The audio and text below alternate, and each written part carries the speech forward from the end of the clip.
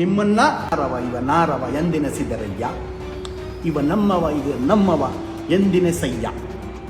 ಇದು ಬಸವಣ್ಣ ಅವರು ಹೇಳಿದಾಗೆ ಎಲ್ಲ ಸಮುದಾಯದವರು, ಎಲ್ಲ ಸಮಾಜದವರು ನಮ್ಮವರು, ನಾನು ನಿಮ್ಮವನು. ಯಾರು ಹೇಳಿದ್ದು? ಬಸವಣ್ಣ ಅವರು. ಅವರ ಒಂದು ತತ್ವ ಸಿದ್ಧಾಂತ ಏನಿದೆ ಬಸವಣ್ಣ ಅವರು, ಅದಕ್ಕೆ ನೀವು ಅವಮಾನ ಮತ್ತು ಧಕ್ಕೆ ತರೋದಂಥ ಕೆಲಸ ಮಾಡ್ತಾರೋದು. ಎಸ್ ಮಲ್ಲಿಕಾರ್ಜುನ್ ಅವರೇ, ನಿಮ್ಮ ತಂದೆ ಶಾವನ್ನೂರು ಶಿವಶಂಕರಪ್ಪ ಅವರು ಎಷ್ಟು ಬಾರಿ ML ಆಗಿದ್ರು? 7 ಬಾರಿನೋ 8 ಬಾರಿನೋ ಆಗಿದ್ರು. 6 ಬಾರಿ 7 ಬಾರಿ ಮಂತ್ರಿಗಳು ಎಲ್ಲ ಆಗಿದ್ರು. ಮತ್ತು ವೀರಶೈವ ಒಂದು ಸಮಿತಿ, ಆ ಸಮಿತಿಗೆ ಅಧ್ಯಕ್ಷರು ಕೂಡ ಆಗಿದ್ರು. ಲಿಂಗಾಯತ ಸಮುದಾಯದವರಿಗೆ ಇವರೇ ದೊಡ್ಡವರು ಅಂತ ಕರ್ನಾಟಕ ರಾಜ್ಯದಲ್ಲಿ ಗುರುತಿಸ್ಕೊಂಡಿದ್ರು. ಅಂಥವ್ರ ಮಗ ನೀವು.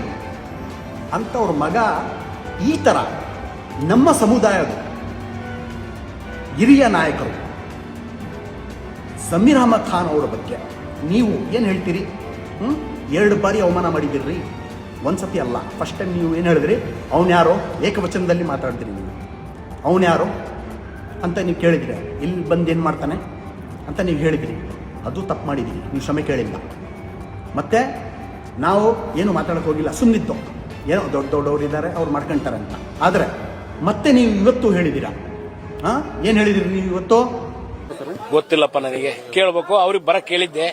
ಅವರು ಇದಕ್ಕೆ ಕೇರಳಕ್ಕೆ ನಾ ಚುನಾವಣೆಗೆ ಹೋಗೇನಿ ಅಂತಂದ್ರು. ಕೇರಳ ಚುನಾವಣೆ ಮುಗಿಸ್ಕೊಂಡು ಗೊತ್ತಿಲ್ಲ, ಬಂದ್ರು ಬರ್ಬೋದು. ಬರಲ್ದಾಗ ಆರಾಮೈತಪ್ಪ, ಬರಲ್ದಾಗ ಆರಾಮೈತಪ್ಪ. ಹೇಳಿ, ಏನು ಹೇಳಿದ್ದೀರ ನೀವು? ಅವ್ರು ಬರದೇ ಇದ್ರೆ ಒಳ್ಳೆಯದು ಅಂತ ಹೇಳಿದ್ದೀರಿ. ಆದರೆ ನಿಮಗೆ ಜಮೀರ್ ಅಹಮದ್ ಖಾನ್ ಅವರ ಶಕ್ತಿ, ಅವರು ಏನಂತ ಸರಿಯಾದ ರೀತಿಯಲ್ಲಿ ನಿಮಗೆ ಗೊತ್ತಿಲ್ಲ ಅನಿಸುತ್ತೆ. ಜಮೀರ್, ನಿಮ್ಮ ತಂದೆ ಹೇಗೆ ನಿಮ್ಮ ಸಮುದಾಯದವ್ರಿಗೆ ಒಂದು ರಾಜ್ಯ ಮಟ್ಟದಲ್ಲಿ ಹೆಸರು ಮಾಡಿದ್ರು, ಅದೇ ರೀತಿ ಜಮೀರ್ ಅಹಮದ್ ಖಾನ್ ಅವರು ಇಡೀ ರಾಜ್ಯದಲ್ಲಿ ಅಷ್ಟು ದೊಡ್ಡ ಹೆಸರು ಮಾಡಿದ್ರು. ಅದಕ್ಕೆ ನಿಮಗೆ ಉದಾಹರಣೆ ಕೊಡ್ತೀನಿ. First time in Karnataka, first time in Karnataka ಇಡೀ ಒಂದು ಮುಸಲ್ಮಾನ್ ಸಮುದಾಯದವರು ಒಂದಾಗಿ ಒಂದು ಪ್ಲ್ಯಾಟ್ಫಾರ್ಮಲ್ಲಿ ಬಂದು 1 ಕೋಟಿ ಚಿಲ್ಲರೆ ವೋಟರ್ಸಿದ್ದಾರೆ. ಆದರೆ 86 ಲಕ್ಷ ವೋಟರ್ಸು, ಎಷ್ಟು 92% ವೋಟರ್ಸು ಒಂದೇ ಕಡೆಗೆ ಕಾಂಗ್ರೆಸ್ ಪಕ್ಷಕ್ಕೆ ಹಾಕಿದ್ದಾರೆ. ಅಂದರೆ ಅದು ಏಕೈಕ ನಾಯಕ ಜಮೀರ್ ಅಹಮದ್ ಖಾನ್ ಅವರು ಕಾರಣ. ಅವರಿಂದಾನೇ ಅಷ್ಟು ವೋಟು ಬಂದಿದ್ದು. ಮತ್ತು ಈ ಕರ್ನಾಟಕ ರಾಜ್ಯದಲ್ಲಿ ಸರ್ಕಾರ ರಚನೆ ಆಗಿದ್ದು ಜಮೀರ್ ಅಹಮದ್ ಖಾನ್ ಅವರಿಂದ. ಅವ್ರ ಕೊಡುಗೆ ಇದೆ. ನೀವು ಅವ್ರನ್ನ ಅವಮಾನ ಮಾಡ್ತೀರಾ, ನಮ್ಮ ಸಮುದಾಯದ ನಾಯಕರನ್ನ ನೀವು ಅವಮಾನ ಮಾಡ್ತೀರಾ? ನಿಮ್ಗೆಷ್ಟು ಅಹಂಕಾರ, ನಿಮ್ಗೆಷ್ಟು ದುರಂಕಾರ.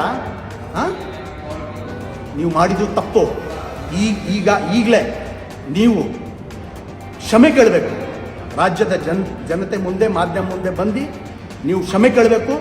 ಮಾನ್ಯ ಮುಖ್ಯಮಂತ್ರಿಗಳೇ, ಮಾನ್ಯ DCM ಅವರೇ, ನಿಮಗೂ ಕೂಡ ನಾನು ಮನವಿ ಮಾಡ್ತೀನಿ.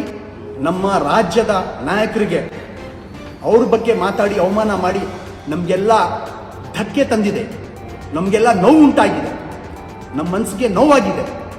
ನನ್ನೊಬ್ಬನಿಗಿಲ್ಲ, ಇಡೀ ರಾಜ್ಯದ ಮುಸಲ್ಮಾನರಿಗೆ ನೋವಾಗಿದೆ. ಆ ಥರ ಕೆಲಸ ಈ SS ಮಲ್ಲಿಕಾರ್ಜುನ್ ಅವರು ಮಾಡಿದ್ದಾರೆ. ನೋಡಿ, ಅವ್ರನ್ನ ಕ್ಷಮೆ ಕೇಳಕ್ಕೆ ಹೇಳಿ. ಇಲ್ಲ ಅಂದರೆ ದಾವಣಗೆರೆಯಲ್ಲಿ ನಿಮಗೆ ಪಾಠ ಕಳಿಸ್ತಾರೆ. ಏನ್ರಿ ಬಸವಣ್ಣ ಅವರ ತತ್ವ ಸಿದ್ಧಾಂತಗಳು ಇದೇನಾ? ಅವರ ಒಂದು ಸಿದ್ಧಾಂತ ಮೇಲೆ ನಡ್ಕೊಂಡು ಬಂದಿರೋದಂತ ನಿಮ್ಮ ಫ್ಯಾಮಿಲಿ ಅಂತ ಜನ ಮಾತಾಡ್ತಾರೆ. ಆದರೆ ಬಸವಣ್ಣ ಅವ್ರು ಏನು ಹೇಳಿದ್ದಾರೆ? ನಾನು ನಿಮ್ಮವರು, ನೀವು ನಮ್ಮವರು ಅಂತ. ಯಾವುದು ಜಾತಿ ಭೇದ ಭಾವ ಇಲ್ದಿರೆ ನಾವು ಮನುಷ್ಯರು, ನಾವು ಮನುಷ್ಯರನ್ನ ಗೌರವಿಸಬೇಕು, ಮನುಷ್ಯರನ್ನ ನಾವು ಗೌರವಿಸಬೇಕು ಅಂತ ಹೇಳಿದ್ದಾರೆ. ಹೌದು ಇಲ್ವಾ? ನೀವು ಹಾಗಾದರೆ ಬಸವಣ್ಣ ಅವರು ಫಾಲೋವರ್ ಅಲ್ಲ ನೀವು. ಅವ್ರ ಸಿದ್ಧಾಂತಗಳು ನಿಮಗೆ ಇಷ್ಟ ಇಲ್ಲ. ತತ್ವ ಸಿದ್ಧಾಂತ ಏನೂ ಇಲ್ಲ ಬಸವಣ್ಣ ಅವ್ರದ್ದು. ಅವೆಲ್ಲ ವೇಸ್ಟು ನಿಮಗೆ. ನಿಮ್ಮದೇ ನಾನೇ ಆಯಿತು. SS ಮಲ್ಲಿಕಾರ್ಜುನ್ ಅವರೇ, ನೋಡಿ, ಕಾದು ನೋಡಿ.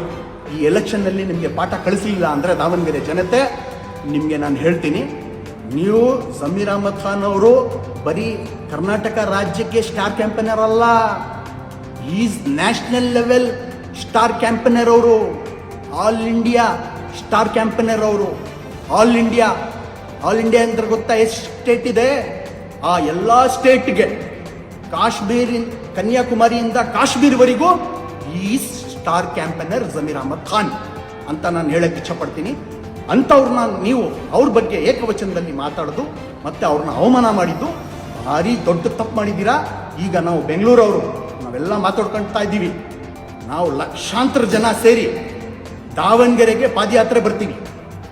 ಅದೆಷ್ಟನ ದಿನ ಆಗಲಿ ದಾವಣಗೆರೆಗೆ ಬಂದು ನಿಮ್ಮ ಮನೆ ಮುಂದೆ ಕೂತ್ಕೊಂಡು ಧರಣಿ ಮಾಡಿ ನಿಮ್ಮನ್ನ ಮಸಿ ಬೆಳೆಸಿ ಹೋಗ್ತೀವಿ.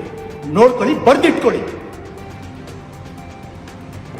ಜಮೀರ್ ಅಹಮದ್ ಅವ್ರ ಬಗ್ಗೆ ಉದಾಹರಣೆ ಕೊಡಕ್ಕೆ ಹೋದರೆ 108 ಇದೆ. ಒಂದು ಹೆಚ್ಚು ಕಡಿಮೆ ನನ್ನ ಅನಿಸಿಕೆ ಒಂದು ತಿಂಗಳು ಮಾತಾಡಿದ್ರೂ ಅದು ಕಡಿಮೆನೇ. ತೆಲಂಗಾಣ ಅಲ್ಲಿ ಸರ್ಕಾರ ಇತ್ತಂದ್ರಿ, ಯಾವ ಸರ್ಕಾರ ಇದ್ದಿದ್ದು? KCR ಅವ್ರದ್ದು. TRS ಪಾರ್ಟಿ ಇದ್ದಿದ್ದು, BRS TRS. ಅಲ್ಲಿ ಕಾಂಗ್ರೆಸ್ ಸರ್ಕಾರ ಆಡಳಿತಾಗಿ ಬಂದಿದೆ. ಕಾಂಗ್ರೆಸ್ ಸರ್ಕಾರ ಅಲ್ಲಿ ಈಗ ಫಾರ್ಮ್ ಆಗಿದೆ. ಈ ಕಾಂಗ್ರೆಸ್ ಸರ್ಕಾರ ಫಾರ್ಮ್ ಆಗೋಕ್ಕೆ ಕಾರಣ ಯಾರು? ಇದೇ ಜಮೀರ್ ಅಹಮದ್ ಅವರು. ಅವರು ಸ್ಟಾರ್ ಕ್ಯಾಂಪೇನರ್ ಆಗಿ ಲೋಕ ಪ್ರಚಾರ ಮಾಡಿದ್ರು. ಅವರು ಯಾವ ರೀತಿ is just not A leader, is just not A politician, is just not A MLA, is just not A minister, is A real human being ರೀ.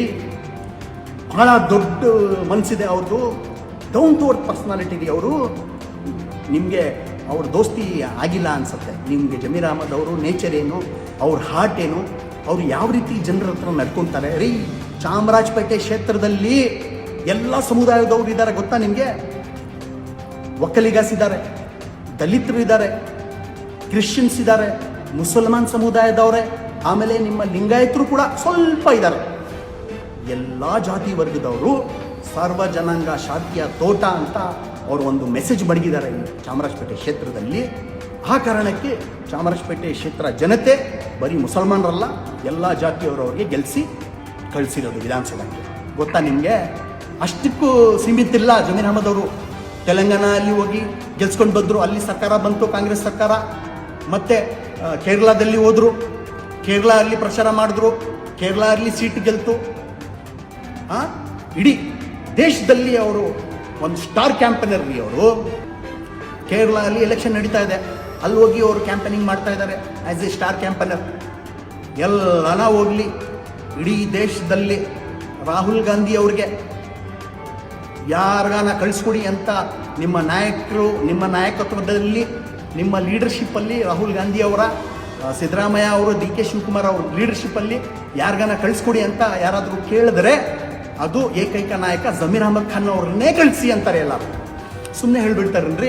ಅಂಥವ್ರಿಗೆ ನೀವು ಅವಮಾನ ಮಾಡ್ತಾ ಇದ್ದೀರಾ. ಎಷ್ಟು ನಿಮಗೆ ದುರಂಕಾರ, ಅಹಂಕಾರ. ನಿಮ್ಗೆ ಅಹಂಕಾರ ಜನತೆ, ದಾವಣಗೆರೆ ಜನತೆ ಬಿಡಿಸಿಲ್ಲ ಅಂದರೆ ನೀವು ಬರೆದಿಟ್ಕೊಳ್ಳಿ. ನೀವು ಮಾಡಿದ್ದು ಸರಿಗಿಲ್ಲ. You have to pay for this and you will pay. Wait for Davanagere elections results, ನಿಮಗೆ ಗೊತ್ತಾಗುತ್ತೆ.